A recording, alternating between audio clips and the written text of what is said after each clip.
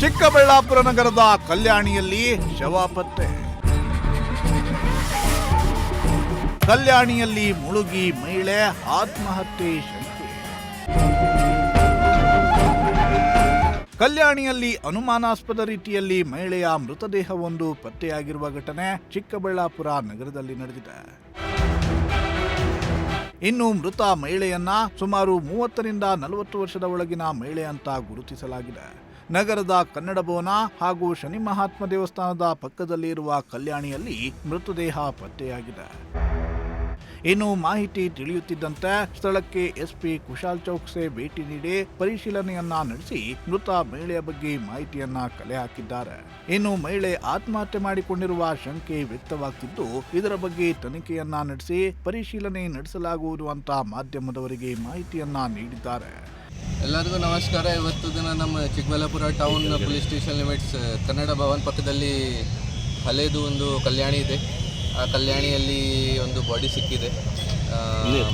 ಅದೇ ಪರಿಶೀಲನೆ ಮಾಡೋಕ್ಕೆ ನಾನು ಕೂಡ ಬಂದಿದ್ದೀನಿ.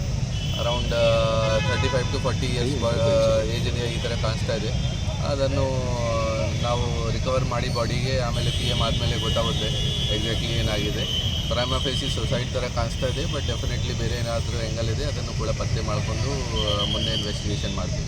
ಸೊ ಯಾರಾದರೂ ಪತ್ತೆ ಆಯಿತಾ ಅಥವಾ ಏನಂತ ಸರ್? ಯಾರು ಎಷ್ಟು ಐಡೆಂಟಿಫಿಕೇಷನ್ ಆಗಿಲ್ಲ ಬಾಡಿದು ರಿಕವರಿ ಮಾಡಿಕೊಂಡು ಈಗ ಕೂಡ ಈ ಕಲ್ಯಾಣಿಯಲ್ಲಿ ಇದೆ.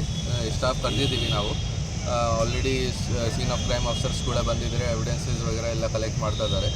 ಸೊ ಬೇಗ ಬಾಡಿಗೆ ರಿಕವರ್ ಮಾಡಿ ಶಿಫ್ಟ್ ಮಾಡ್ತೀವಿ ಹಾಸ್ಪಿಟಲ್ಗೆ. ಐಡೆಂಟಿಫಿಕೇಷನ್ ಮಾಡೋಕ್ಕೆ ಟ್ರೈ ಮಾಡ್ತೀವಿ. ಮೇಲ್ನೋಟಕ್ಕೆ ಯಾವ ರೀತಿ ಕಾಣ್ತಿದೆ ಸರ್? ಮೇಲ್ನೋಟಕ್ಕೆ ನೋಡಿ, ಈಗ ಸಿನ್ಸ್ ರಿಕವರ್ ಆಗಿಲ್ಲ, ಹೊರಗಡೆಯಿಂದ ಕಾಣಿಸ್ತಾ ಇದೆ. ಏನು ಇಂಜರೀಸ್ ಪ್ರೈಮಾ ಫೇಸಿ ಕಾಣಿಸ್ತಾ ಇಲ್ಲ, ಬಟ್ ಬೇರೆ ಯಾವುದು ಇಂಟರ್ನಲ್ ಇಂಜರೀಸ್ ಇದೆ ಅದು ಕೂಡ ಇರ್ಬೋದು.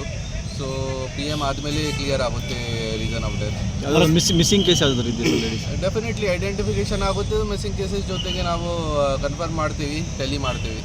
ಇನ್ನು ಈ ಸಂಬಂಧ ಚಿಕ್ಕಬಳ್ಳಾಪುರ ಪೊಲೀಸ್ ಠಾಣೆಯಲ್ಲಿ ಪ್ರಕರಣ ದಾಖಲಾಗಿದ್ದು ಪರಿಶೀಲನೆಯನ್ನ ನಡೆಸಲಾಗುತ್ತಿದೆ. ಮೋಹನ್ ಕುಮಾರ್, ಪ್ರಜಾಶಕ್ತಿ ಟಿವಿ, ಚಿಕ್ಕಬಳ್ಳಾಪುರ.